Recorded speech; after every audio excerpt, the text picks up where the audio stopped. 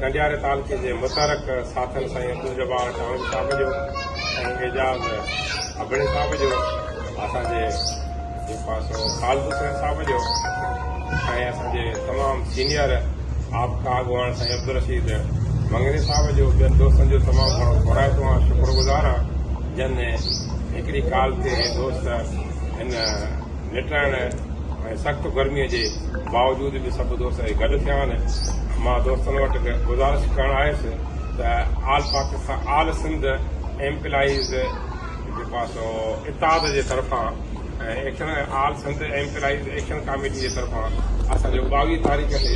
कराची में वज़ीर आला हाउस जे आॾो धरणे जो प्रोग्राम आहे। जेके असांजा मसइला आहिनि DRA जो मसइलो आहे, ग्रुप इंश्योरेंस जो मसइलो आहे, पघारनि में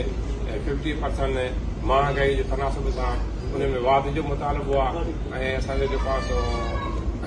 पेंशन में वाध जो मुतालबो आहे। उन्हनि सभिनी मसइलनि जी हक़नि जी हासिलात जे लाइ 22 तारीख़ ते वज़ीर आला हाउस जे घेराव जो असां ऐलान कयो आहे। दोस्तनि वटि दावत खणी पहुतासीं ऐं कंडियारे तालुके जे दोस्तनि भरपूर सहकार जो यकीन ॾियारियो आहे। चयो आहे त असां वधि में वधि 22 तारीख़ ते पहुची करे असां उते जेको आहे सो वधि में वधि शिरकत कंदासीं। मां दोस्तनि जो तमामु घुराइतो आहियां, शुक्रगुज़ार आहियां ऐं दोस्तनि मूं कवी उमेद आहे त कंडियारो तालुको PTLF जो गढ़ रहियो आहे, PTLF जी दिलि रहियो आहे ऐं हिन दफ़े बि इनशा अल्लाह ताला कंडियारे तालुके मां 7 जी तइदाद में उस्ताद कराची 22 तारीख़ ते हर हाल में पहुचंदा। ऐं दोस्तनि जी वॾी महिरबानी वज़ीर साईं जब्बार साहब इंशाअल्लाह असां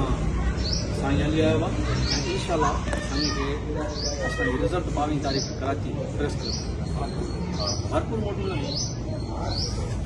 इंशाअल्लाह 22 तारीख़ असां पाण में गॾिजी कराची धरणे कंदासीं। मुलाज़िम इत्तेहाद जिंदाबाद, मुलाज़िम इत्तेहाद जिंदाबाद, मुलाज़िम इत्तेहाद जिंदाबाद, PTLF जिंदाबाद, मुलाज़िम इत्तेहाद जिंदाबाद, PTLF जिंदाबाद।